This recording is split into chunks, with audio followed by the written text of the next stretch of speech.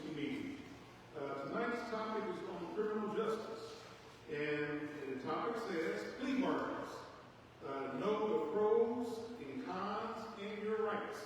This session is to be moderated by none other than our criminal justice chair, that's Reverend Dr. David Fox, and he's going to introduce his guests, and we're going to get right engaged into this conversation. Reverend Fox. Thank you, President Ford. I'm just excited that I have three of the most talented men in the city. Or, then again, I don't know.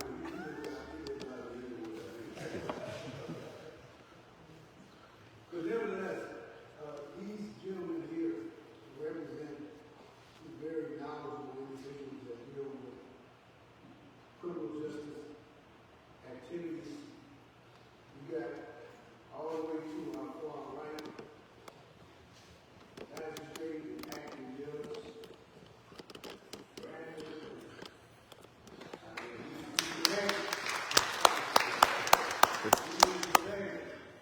and this guy here,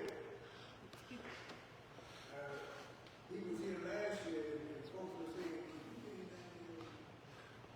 this is an attorney, Michael Plea.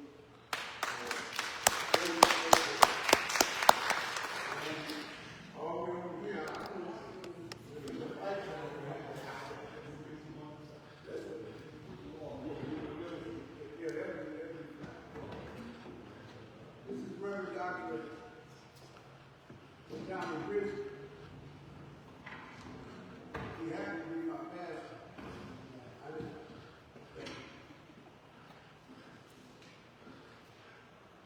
Thanks, man. And the brother said, well, why don't I preach here? Well, he's very much in the criminal justice system. Matter of fact, he did a project, very interesting project, why blacks are being kept off juries. And the reason why I brought him on board is because he's going to bring it from a different perspective. And anytime that anyone has a question, just raise your hand. It's kind of like a little coaching session, and we'll have a conversation. Actually, we're just going to have a conversation. And I really want to have a conversation over him. Because in his doctoral dissertation project, on page 23, he wrote something very interesting. And he was talking about prosecutorial misconduct. And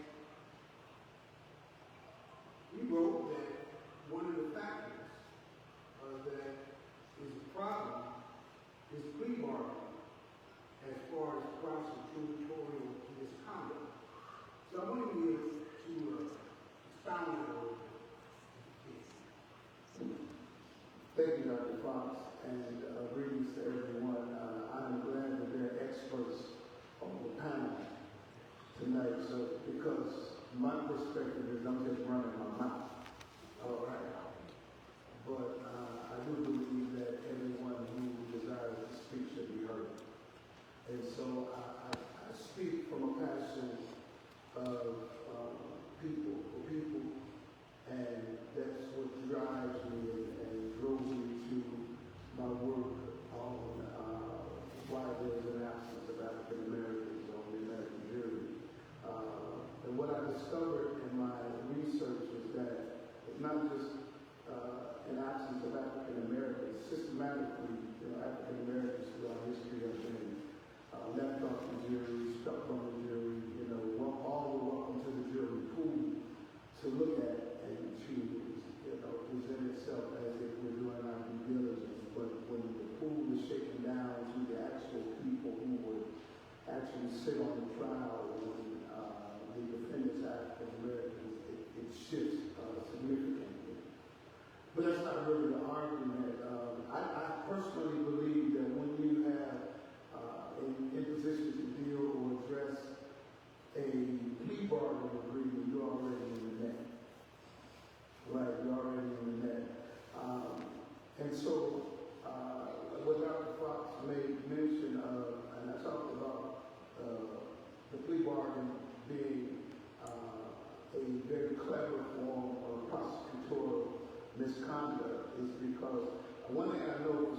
for sure is that the plea agreement is not designed, in my opinion, to benefit the community, the people. The plea agreement is designed to benefit the system.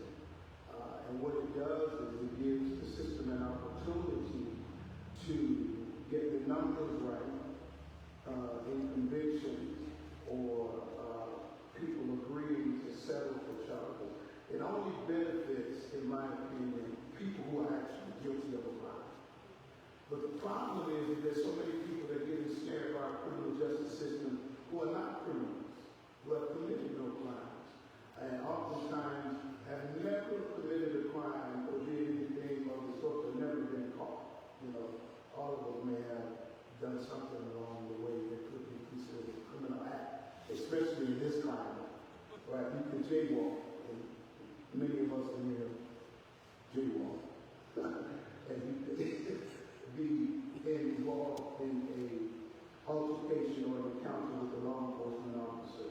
And so at that moment, the case against you can be built up into, you could be the worst criminal on the face of the earth just from that moment. And so now you resisted arrest and you hit a police officer because you backed into him. That's an assault on a police officer. And all of these other things that can be formulated throughout this one little encounter with a law enforcement officer. And so you got a great record of being an upstanding citizen. But during that situation, perhaps an officer did something wrong. If an officer hits you, right, or does anything that violates his or her oath of office, typically if they put their hands on you, you got to go to jail. You got to, especially if it's on body. You got to go to jail. You have got to be responsible for this. You got to go in there and give an answer for it. And so now you assault the police officer and you've done all of this, and you know, jaywalk, you resisted arrest, and all these different things that are going to come up. Typically, the prosecutor, you know, works with the system. And so you're guilty of all of this stuff. And so the only way out for you is to say you did something in many cases that you did not do. You did not do. You really, in most times, it's all these type of things happen to the underprivileged in poor communities. And these are things that I know are factual because I've heard and been on panels with law enforcement officers talking about when I'm forced to make an arrest. I go to the poor, the lower, underdeveloped communities where people have no power. And I get my arrest and I do. These were a panel of officers out of New York who were pretty much fed up with what they had to do to be considered good officers. And so the plea bargain, I call it in that work a double-edged sword. It's good because it'll allow you to go home, but it does nothing to really address the fact that you shouldn't be in the situation that you're in. It does nothing to really address that fact. And so my thinking is that if we really want to address the plea bargain, we have to really address the criminal justice system altogether. So that, for me, personally, and that's the only person I can speak for, I think that I would rather 10 guilty people or 100 guilty people go free than one innocent person get trapped in a situation where you have to go to a penitentiary. You have to lose your freedom, your life, your livelihood, and all the things that go along with that. Be separated from your family. I'd rather you go free if you have not committed a crime. And so our problem is not so much as the plea bargain, it's the system that has been put in place that locks or traps innocent people in that box to where you have to say I'm guilty. And once you say you're guilty, you're guilty. Thank you. You got pros. Well, no, we're not going to play that game. All right. You know, like the gas, you might be able to shoot a chance. No, we're not going to do that. Yeah. But I want to ask an interesting question.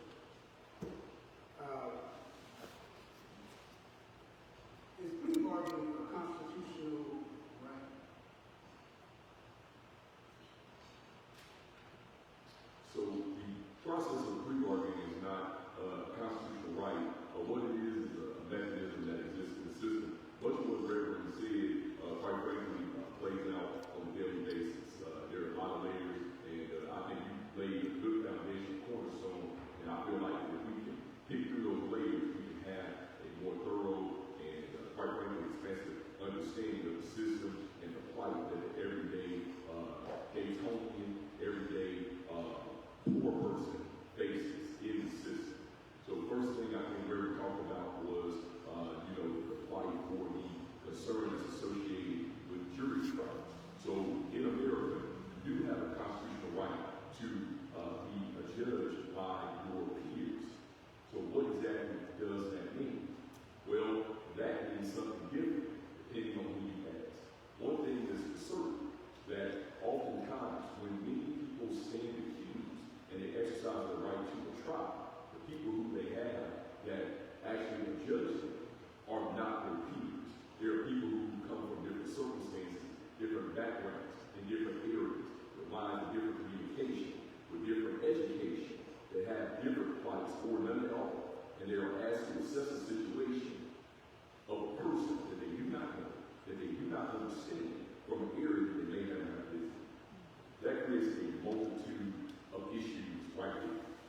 The other thing the Reverend talked about is what we call in the legal world a Batson issue. And specifically, we're talking about a jury selection process. Since last summer, I have presided over 8 jury trials. 8 since last summer. And I'm proud to say I feel like those juries have been representative of the community. But then again, that could be because I am representative of my community. When we have different layers of the system, we have to have people who are community conscious to make sure that the safeguards are in place, and watch this, that they are used. Us having systems and safeguards in place that go underutilized or unutilized is no good anymore. And so we have to have people who are conscious to the issues that face people, so that when they see people who stand accused, the people are treated based upon the fact that they are innocent until proven guilty. Oftentimes, depending on where you go, it's the inverse. Now, I believe that's what the Reverend is talking about, the issue. Plea bargainings, I believe, ideally have benefits for all parties, but the person who benefits the most, of course, is going to be the person who actually is guilty. So let's talk about people who are not guilty. Why would someone be compelled to admit guilt to an offense that they did not do? Well, the reasons are numerous. I'm going to give you the top 3 or 5 that come to mind. Okay? Second, this is in a community like ours. We have many different ailments and issues that affect the everyday neighbor, whether it be financial, okay, i.e. meaning that they are hand to mouth, they are unable to provide or find adequate health care, or child care, or transportation. If someone says, hey, if you plead guilty, talk to the court's going to let you out. That person says, oh my goodness, if I don't plead guilty, I'm going to have to stay in jail. I'm going to lose my job. I'm going to lose my house. And I could lose my kids. What's more important in this situation, me or my children? Most folks don't say my children, and they're going to do what they need to do to get back to their children. That creates an inherent situation where then you do have a large net that instead of someone who is innocent having a shield, someone who is intending to entreat has a sword. That's an issue. But the fundamental system was built up on principles that, quite frankly, are much similar. Might I need to remind you that we lived not too long ago in a time when we had things that were legally correct, but that were morally wrong. We're still in those times. And that's why I believe that we have to have people who are able to acknowledge, accept, and combat injustice at all levels. So in the criminal justice system, that's what plea bargains come into play.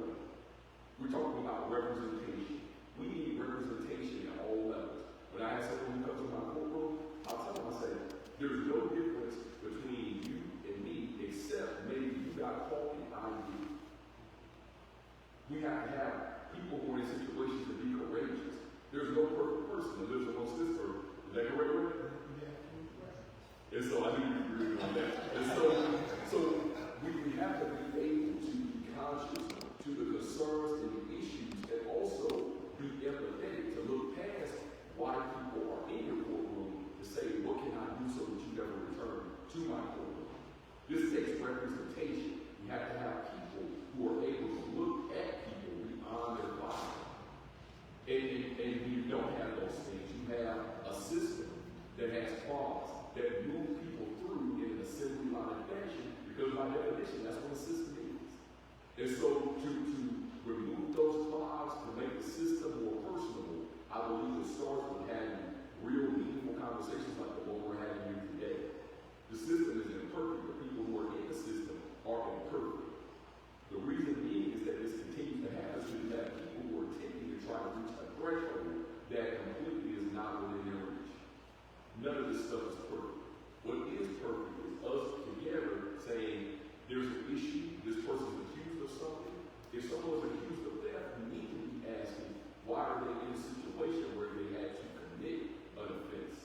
What can we do to give them resources so that they don't commit that offense in the future? Because I guarantee you, all the people who I've ever seen in court, I'm a nice guy. Not one wanted to be in my courtroom. Not one was proud of breaking the law. Many broke the law out of necessity. Because the issue is unchecked, it is actually below the criminal justice system. It's one that, quite frankly, is the root of most of the issues we see at the local court, the streets over. Poverty. We have certain things that happen that only happen in areas where you have poverty. You want to see where crime is? Go to a poor area. Okay? You can call them different things, slums, ghettos, whatever. They're poverty. Also, when you have poverty, you have criminal issues. You also have issues where mental health is exacerbated. You have illiteracy that is magnified. You have low job employment rates. Okay? You have food deserts where you have poverty. Why? Because in areas where you have extensive poverty, you also have hopelessness. If you want to resolve the issues, return to hope.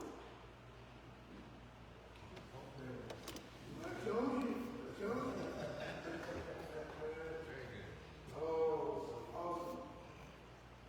90% of people in the prisons basically get their plea bargain. That means 10% go to trial. This is the man who defends these people. So talk to us about plea bargain and how you deal with that. So I feel like I'm the one defending all those people in prison.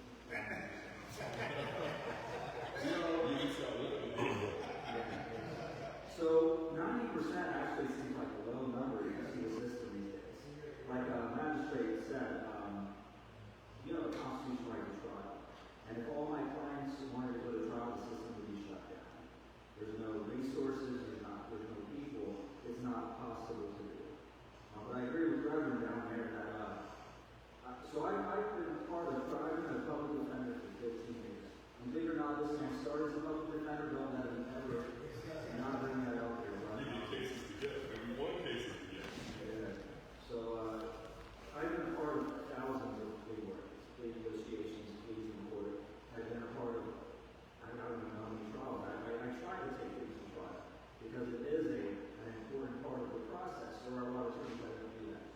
But when it leads to prison, so an example came to mind when I was talking just a little bit ago. Within this past week, I spoke to somebody, just got the case recently, and how sentencing laws are some crimes are mandatory prison. There's no way in or out if you're convicted of those crimes. I have a guy right now with no record that's facing 27 years of mandatory prison right now, first offense ever. You know, he calls me up on the phone, I'm talking to him, his words are, I did not do this. And I believe him. And that's the problem where things lie. And I will take it to trial. And there's a lot of emotions that could happen, there's a lot of issues that could happen before the case that could maybe get thrown out. But when it comes down to it, it's their decision. What do you want to do? I never make one decision for one client in my life. I weigh it all out, both sides. I sometimes give recommendations. I don't know what's going to happen in the future, but when it comes down to the trial's a week away, and they say, listen, we'll give him this. It's on his plate at that point, you know. I think all my clients realize that if we go to trial, I will do everything I can. I will fight. And that is the fairest trial of all time. But in the end, I can't guarantee what's going to happen when that jury comes back and either says 2 words or 1. And if it comes back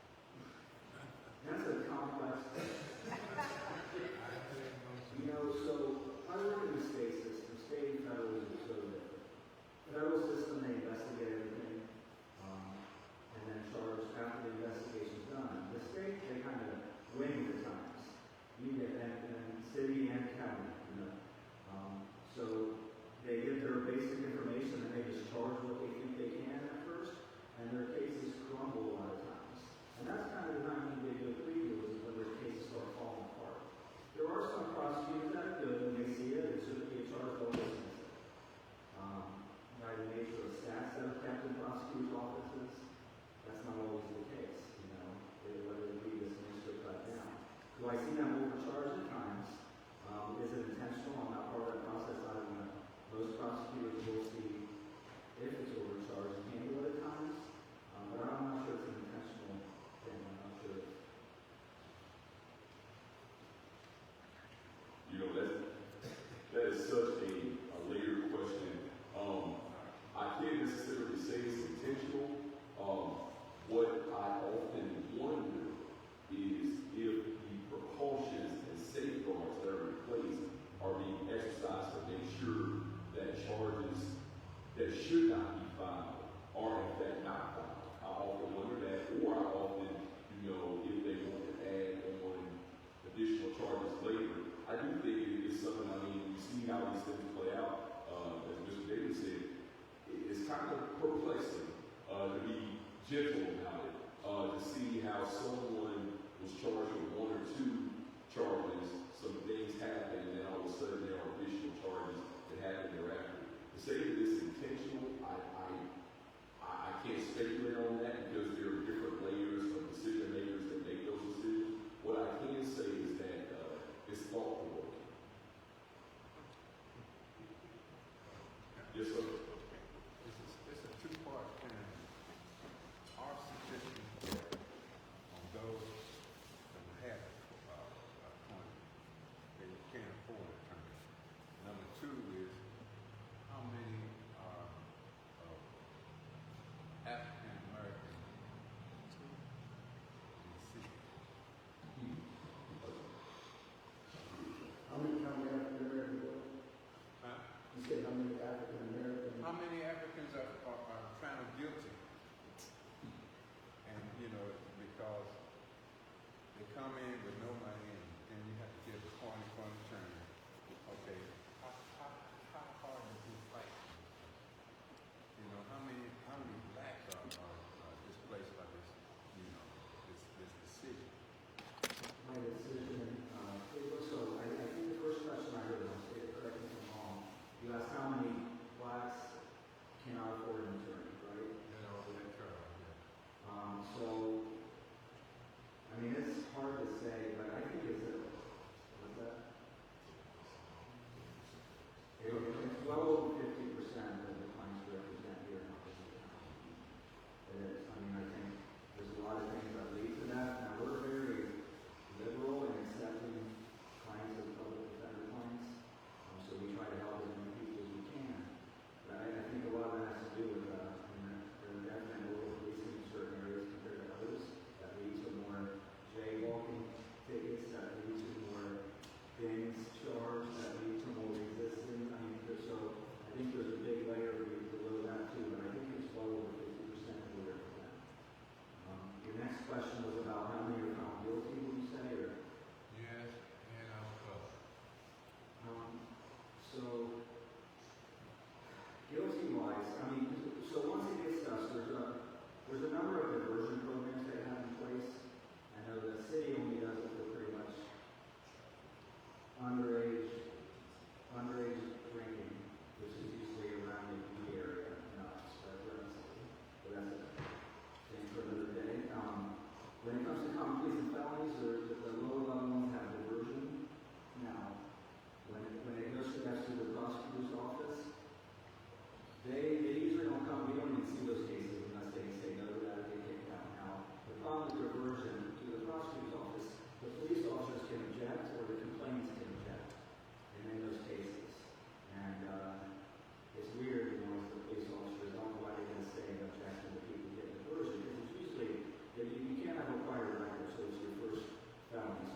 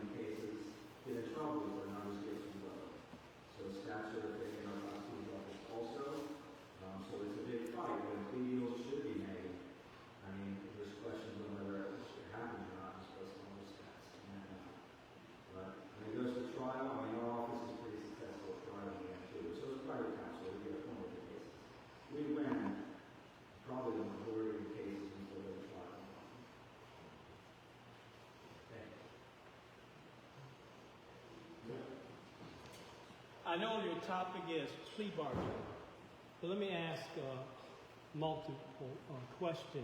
What role does being in jail play in the plea bargaining process, and what role can the community play in coming up with alternatives, such as what the Montgomery County Jail Coalition is advocating? Okay? That's a great question. May I add one more before I get to Mr. Roberts' question? This man is not going to brag on himself. I'm going to tell you, him and I, we've been on the same side of the table and represented people's interests. And if I had something that, we found some wood and I can want his view, this is who I would call. This man has the heart of a servant, and he is one of the hardest working attorneys that I've known. I see him here. He's had cases in front of me, and I'm telling you, he's solid. That's the truth. Mr. Roberts, you asked a question in reference to what role someone being incarcerated has on, if I may tinker a little bit, the likelihood that they actually enter into plea negotiations and subsequently accept a plea deal. It makes a big difference. Reason being is because oftentimes, for someone to go from, let's say if it's a misdemeanor or, quite frankly, it's a felony, so the range of initial appearance, pre-trials, but the person's incarcerated, during all of these times, then theoretically they have sat in jail, they missed out on paychecks, they missed out on other types of responsibility, they missed out on various things that make not just our lives stable, but those who love lives stable. And so I think that it increases the likelihood that a plea may be induced. And I think this is Reverend's concern about the voluntariness of a plea. One thing that I've always taken great pride in during plea, what we call plea colloquies, is a discussion that the court has with the defendant when they're about to enter a plea, is I'll ask them questions and express to them and let them know that they do have a right to a trial. Also, Mr. Daly and other people from his office are good at filing motions, for example, for bond reviews or bond reductions or electronic home detention.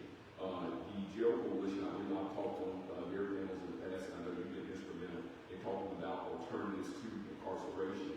I believe that we have to open our eyes and be more accepting of one of the fact that when people have earned a second chance post-conviction, that second chance is given without strings. Because if you continue to tell someone who they were, how can they ever become who they should be? So there's that.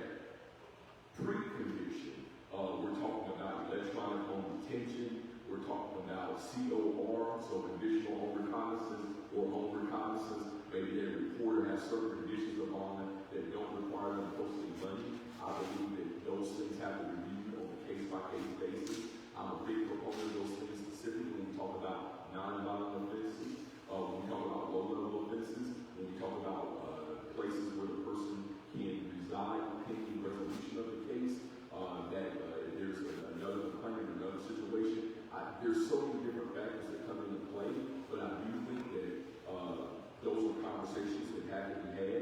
The role that this organization, and quite frankly, we all can play in this process as concerned citizens is to make sure that when we have those captive audiences, with the attorneys, with the prosecutor, with members of the court, that we let our intentions and desires be known because we're all neighbors. And so people have to know and be heard about those things and also understand the fact that, because most people who go through the system ultimately return back to the community where they resided originally, it only makes sense that we try to stabilize them throughout that trauma that was associated with whether they are convicted or not. I just think it's important that we already start trying to stabilize people sooner rather than later. I'd like to add to that. We speak in terms of what can we do as a community. I think the number one thing that we can do is we cannot get exhausted to the point that we become inactive and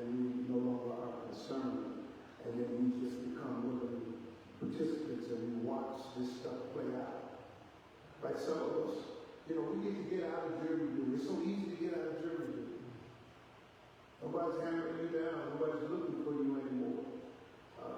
Why? Because that works for the system. And so one of the things that we can do as a community is show up. That's what my whole project, the President Peter project, was about. Show up. Because if you're sitting on that jury, you have a voice.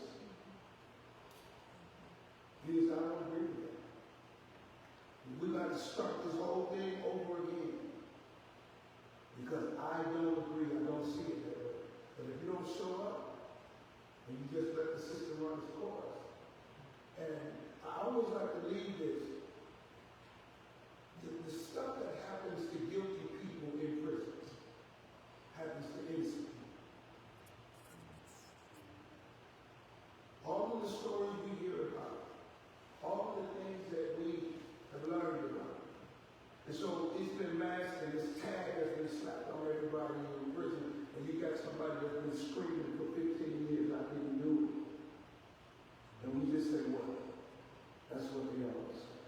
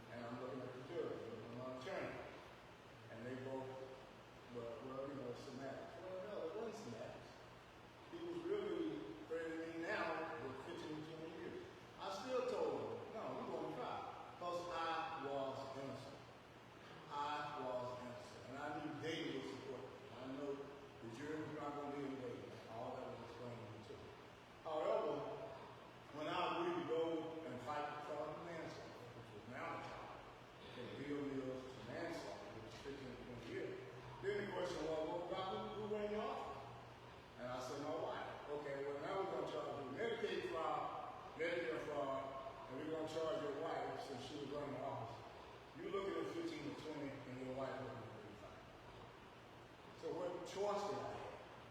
So the prosecutor needs to be able to tell you. I've done a lot of these talks in my work with criminal justice reform. I have yet to see a prosecutor show up.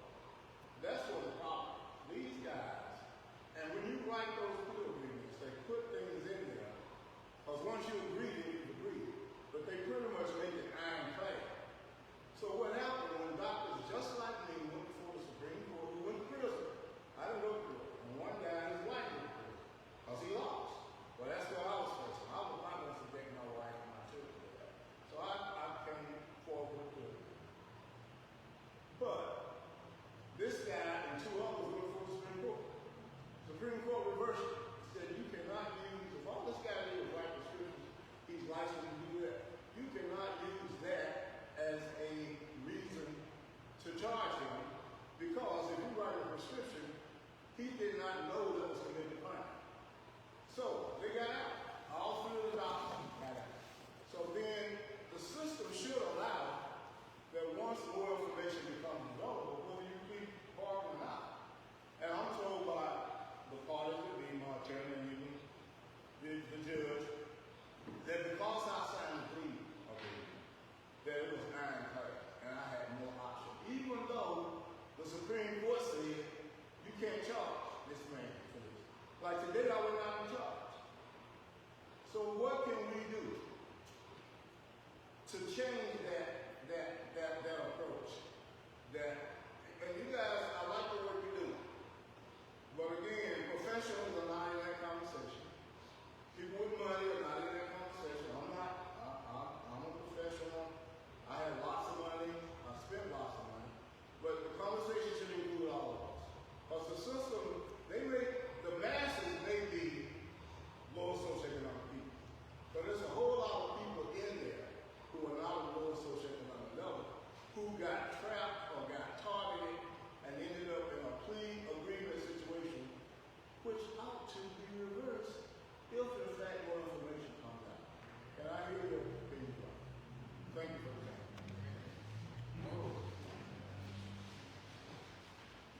You know, Dr. Brown, I'm going for sake now, I have to give some generalities, but we all know what we're talking about here. I think what you are describing is something that exists only in, quite frankly, imaginary places, but we know it's applied to real life circumstances, that being conditional right and conditional law. To me, if something is wrong yesterday, it should be wrong tomorrow, it should be wrong today, and so forth, so having. Unfortunately, while we may agree on this principle, the law does not. The only thing that we can do as citizens, as concerned citizens, is taking the foundational principle that a reverend said, which is being, present and participatory advocates, but also having to vote. We have laws that are in place that don't necessarily benefit the majority of our community, or is applied in a manner that is not, as we say, fair. As far as for an answer to that question, I'm aware of the circumstances. I wish I had a solution. If I did, I would give it to you. What I do know is that the law, unfortunately, this is on much lower scales. The law, unless it's explicitly stated, cannot be retroactively applied, which is why the judge told you that in addition to when plea bargains are entered into, a lot of times what happens, so in your case, you didn't go to prison, you entered a plea, there was, other things that had to be, conditions that had to be satisfied. You satisfied those conditions because it wasn't about that. By doing that, essentially, that executed that judgment. And once the judgment was fully executed, under the laws, guys, there's nothing to reverse or overturn, which is why they say it's ironclad.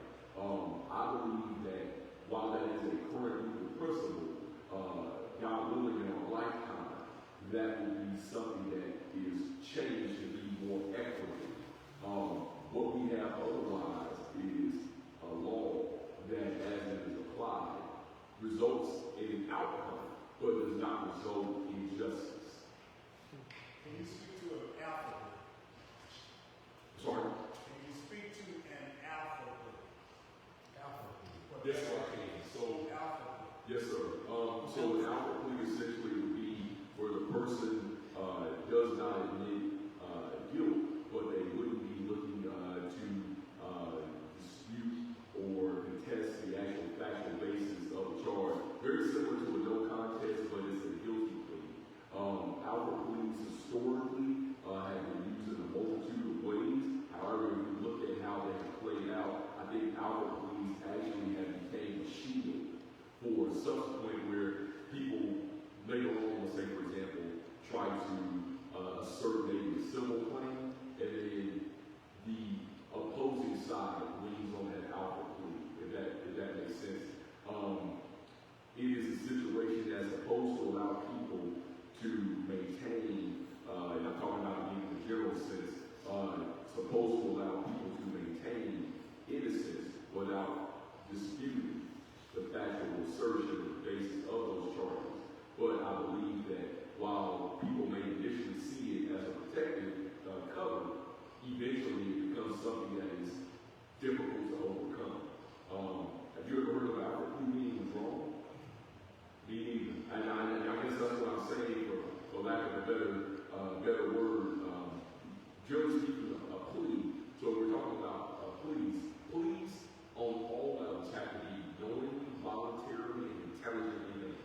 Okay? Meaning that someone who enters the plea has to understand the nature of the circumstances of the charges, they have to understand the basis of those charges, they have to also understand the rights that they're waiving by entering that plea, and understanding all those things still agree to move forward with the plea.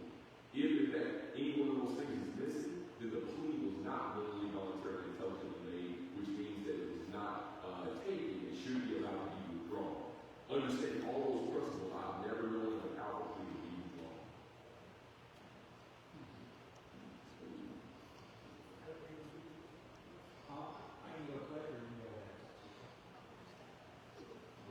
I just wanted to say, I see the issue that you have. I'm sorry to get that off the ground. I think a big problem with our system, I say all the time, prosecutors are the most powerful people in our country. They really are more powerful than judges. They get to choose what charges they are, when they bring them, what kind of offer they're going at, how hard they're going, object to people getting out, making offers, agreeing to get people out. I mean, they have all say so in those circumstances like that. It is tough in many circumstances, especially where it's stay strong. I think that's a big problem with our system, just how much power they have. When in the end, the judges should have the power and be able to dismiss cases or lower charges or something along those lines. I think there should be more power granted to judges because prosecutors also have way too much. I just want to say that. How can we get that?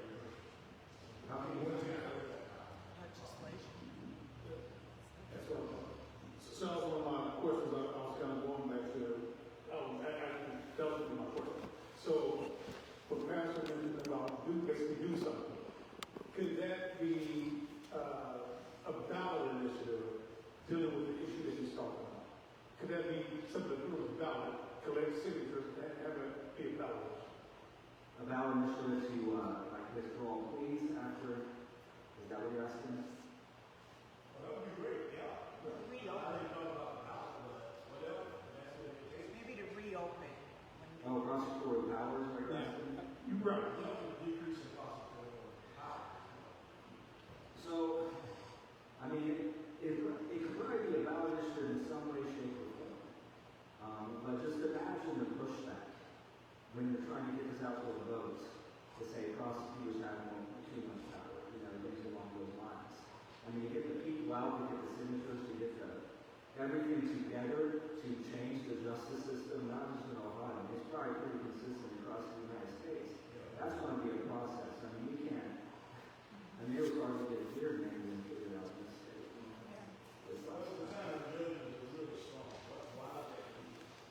I mean, plea negotiations kind of switch things up. I mean, if you look back in the day, pleas were just primitive or like just so huge. I mean, like 95% of cases probably lean towards pleas.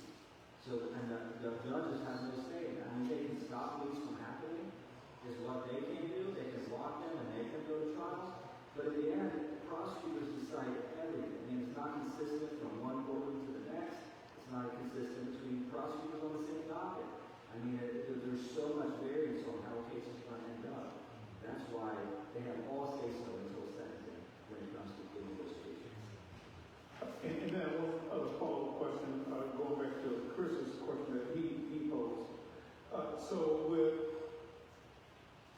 say, because I think what it's getting down to, what would be, or what do you think would be the percentage of African Americans that were, took a plea deal and were found guilty versus if they obtained a lawyer? What do you think the difference would be? Somebody who had a lawyer and was found guilty versus somebody who took a public defender and found guilty. I think that's kind of where you're going at. Yes, we were. Okay. So, private counsel versus public defenders, what you're saying, somebody that pay for it. In this county, it's probably different. I mean,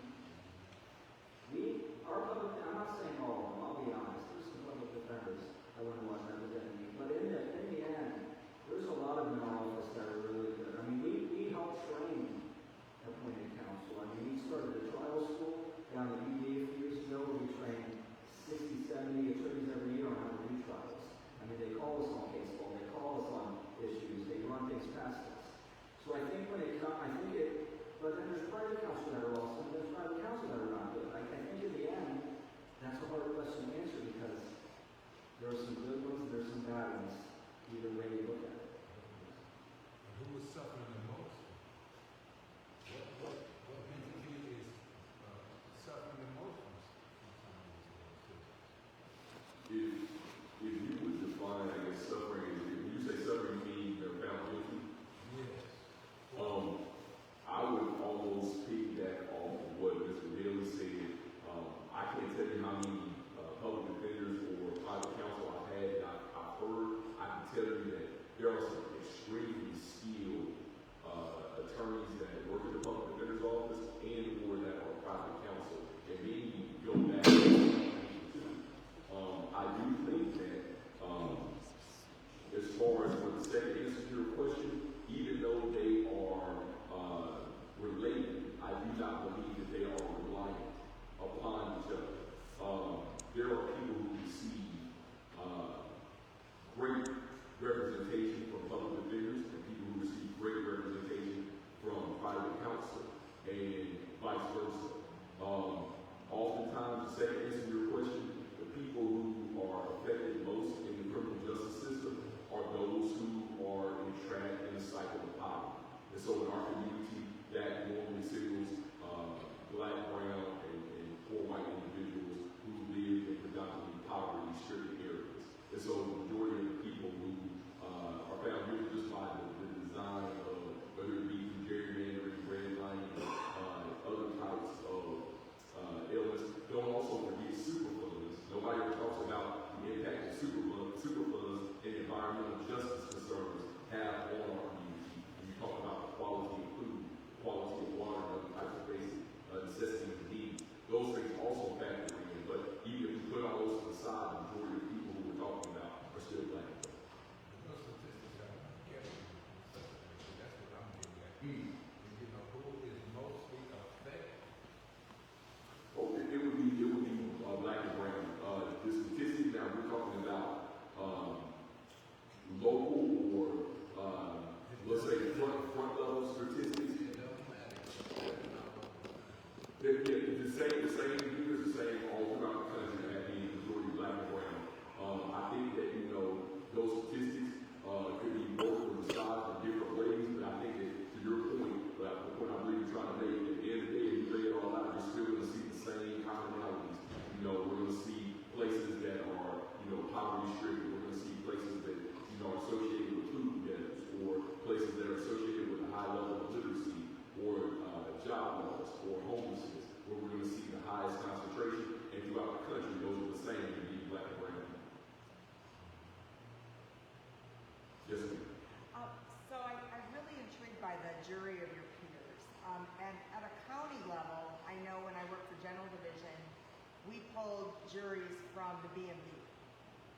And of course, at a county level, you're going to get a wide range. So you're not necessarily getting a jury of your peers. And Mr. Daly, do you know, can they target a specific demographic based on the defendant to make sure that they get a jury of their peers? Because somebody maybe from Washington Township, Centerville, if they're pulling from that area, somebody may not get a fair. So I believe the court's in the rule in this now. I want to say, Magistrate McLean brought up earlier that he has juries that appears in Dayton. City and Dayton juries are so much better than county. Yeah. Now, my fiance, she's a public defender also. She had a murder case a couple weeks ago, African American defendant, and 14 white people, 12 and 2 alternates. 14 white people that convicted him after 9 hours of a murder and self-defense. I mean, I'm not going into the facts or anything, but who's right, who's wrong. Black defendant, white complaint. I mean, it's the county juries. I mean, people just don't show up. I don't know. DMV, they're trying to think of a better way. I mean, other jurisdictions, because it's hard. If you look across the country, people are trying to figure this out in other courts too. Some people are offering more money. If you get paid $10 a day to go be a juror, it's insane. How many people can come down that's not in the Oakwood and Washington Township and just take a week or two off of work for $10 a day? And, you know, a lot of people in the suburbs, their work will pay, you know, the additional pay on top of the $10 and what they would have made if they were in the jury, you know, so they pay all their income.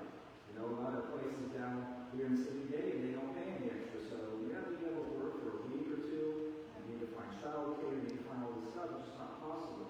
So, I mean, there's studies going on across America right now, how to make it better, how to make a better jury that appears, a different variety of just ideas and perspectives, and, you know, everything. I mean, that's what it's all about, is trying to get a variety of people there. And it's, the way it's set up is just tough.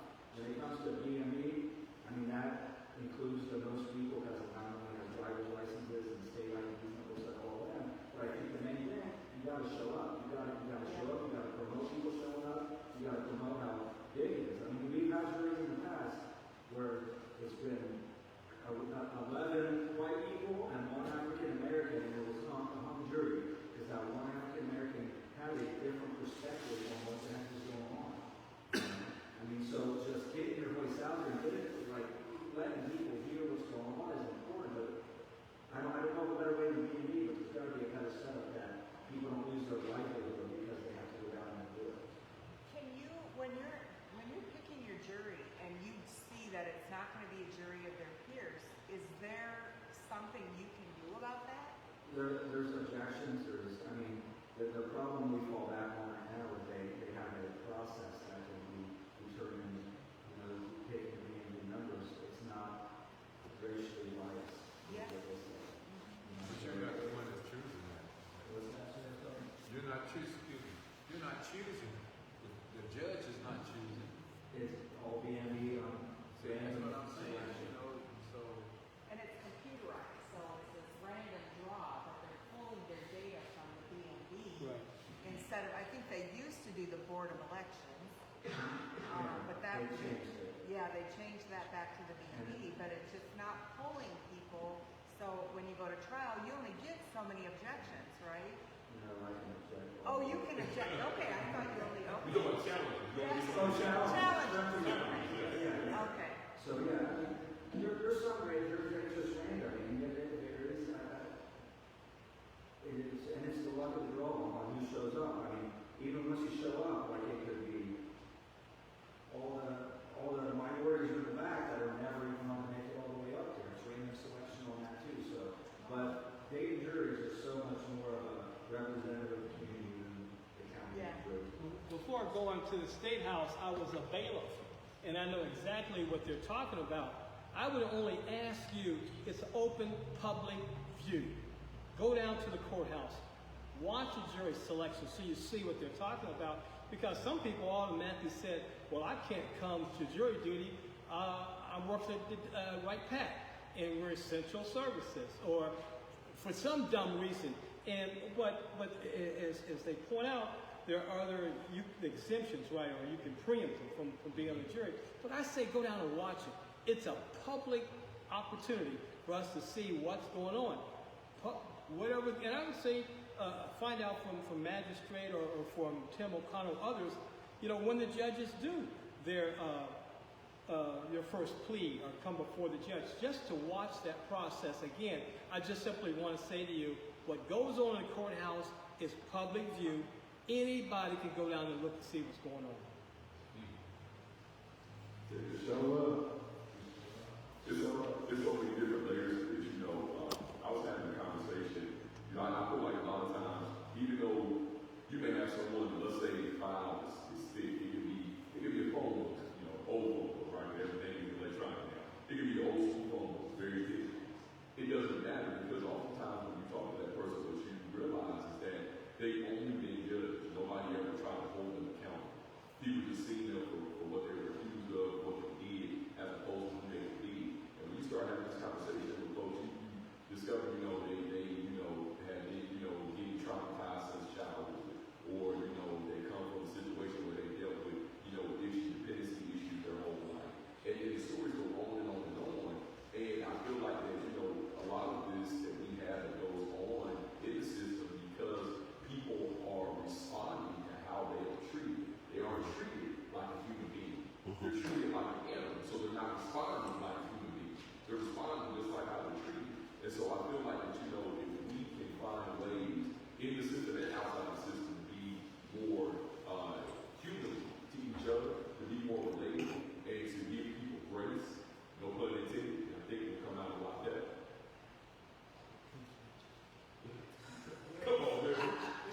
He said preach. Anybody else? Because we ready to close this shop. We already tired of speaking hungry. Go ahead. Even after the fact, probably the biggest problem that nobody talks about enough are the sanctions that you face once you go through the system. If there are any rules made, there are like 2,700 sanctions in the house once you've been convicted of it. And of course, nobody, so you never become a first class citizen. Because you are aware of any efforts made to decrease that, elected by legislation or what's. So, if collateral consequences is what you're saying? Collateral consequences, So, it affects housing, it affects licenses, it affects ability to go to college, it affects mental. Actually, there's an Ohio website that you can put in charges for state crimes on what the collateral consequences are going to be, and they're enormous. yeah. They're enormous. 27. I mean, pleads guilty, that's what people don't get. I mean, you don't know how many times I've heard if they plead guilty, I let them out. People take that all the time. If they set the trial with them for maybe another month or 6 months or something along those lines. They don't understand the collateral consequences at the time. I try to explain it as best as possible, answer their questions, but they're enormous. So to address those, because that's otherwise, I was going to get those changed. So, collateral consequence-wise, they Ohio, credit for what this legislature has been doing. For credit that they did do is they're allowing more charges to be sealed and more charges to be expunged.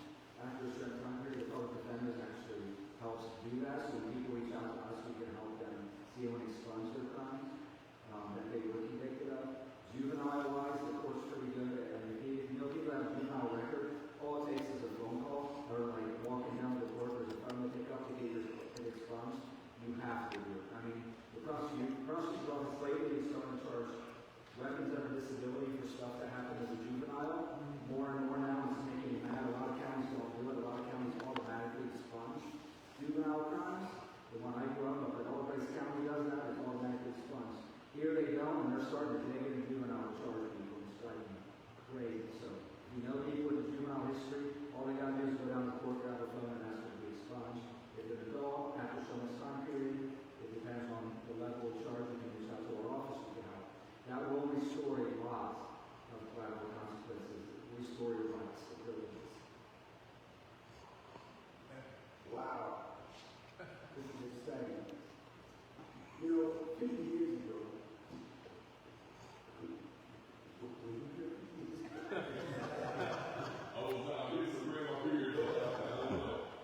but anyway, 50 years ago, when Ohio changed to the law system that they have today, prior to that, they had a different system. 1975, they switched to the system that they have, which is a very interesting system because they got lesser included offenses within certain statutes. So if you go to aggravated murder all the way down to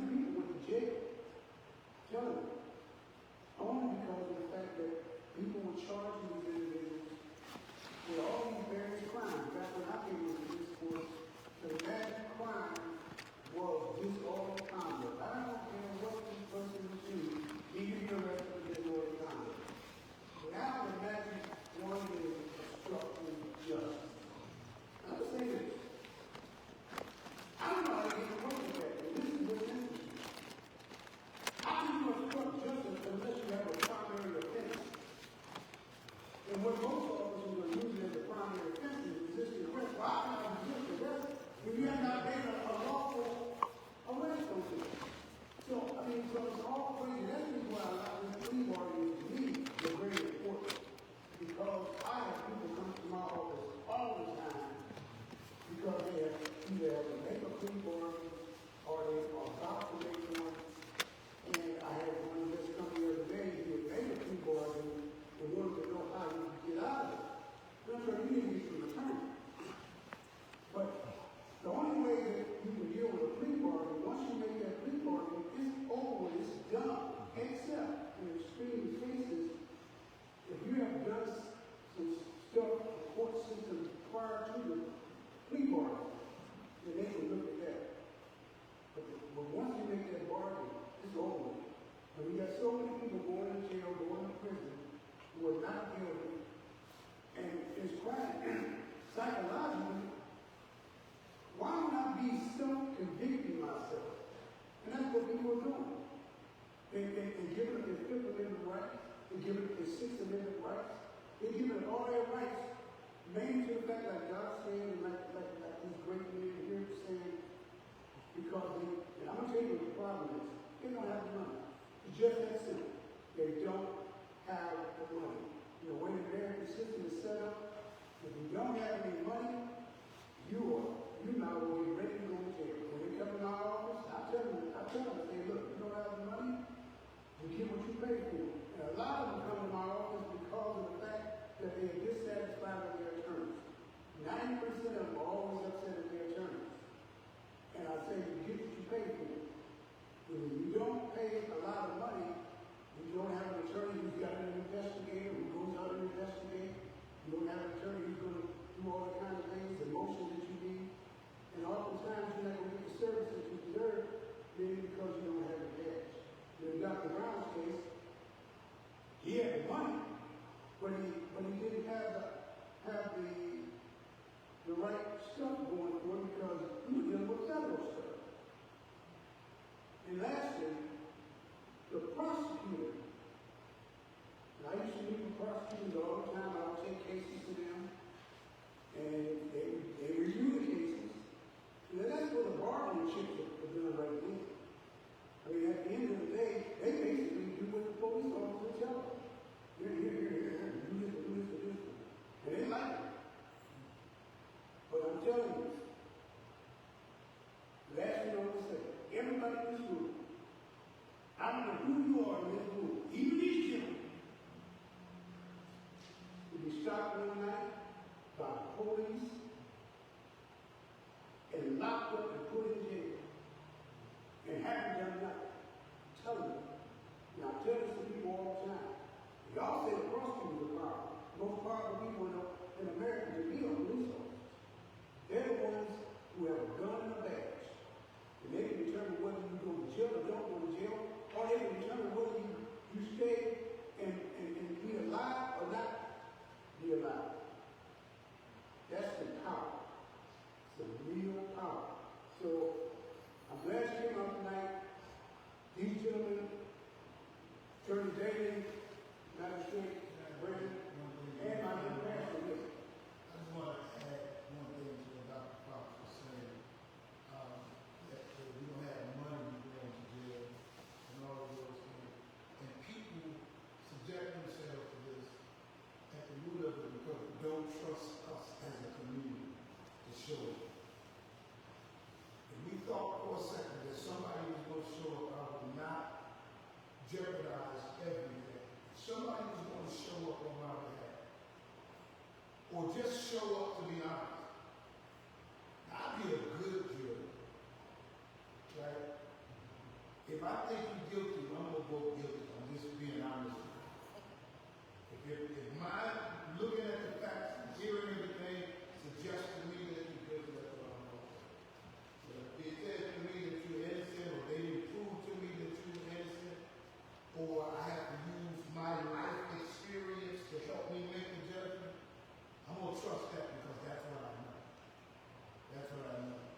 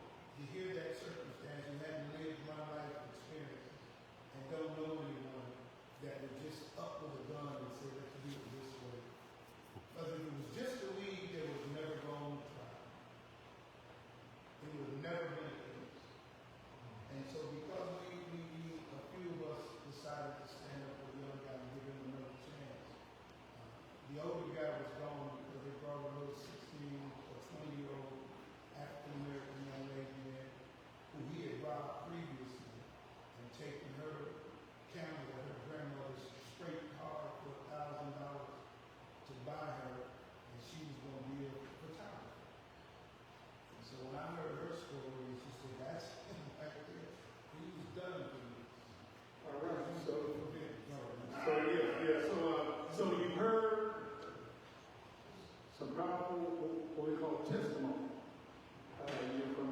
From individuals who are part of this criminal justice system. And first of all, let's give it up for Chairman Fox for putting the company together. And let's give it for our distinguished panelists who educated us. So with that being the case, next month in this same room, our conversations will be centered around community coordination. Except it's not going to be on Monday, because Monday of next month is Memorial Day. So it's going to be on Tuesday, May 27th. It's going to be our next general membership meeting day. So it's going to be community coordination. The chair of our community coordination is Vice President Maddie White. So she will be chairing that particular session.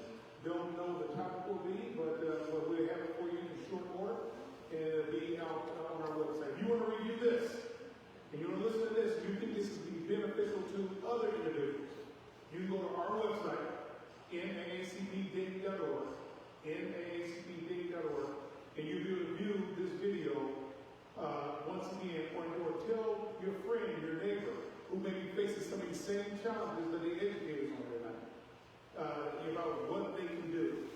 Please send them to our website. It'll be up by the end of this week, and they'll be able to watch this educational forum and be educated, thereby empowered to make a better decision. So until the next time, may the Lord bless you. May the Lord bless the NAACP. May the Lord bless the United States of America. Thank you very much, everybody. Take care.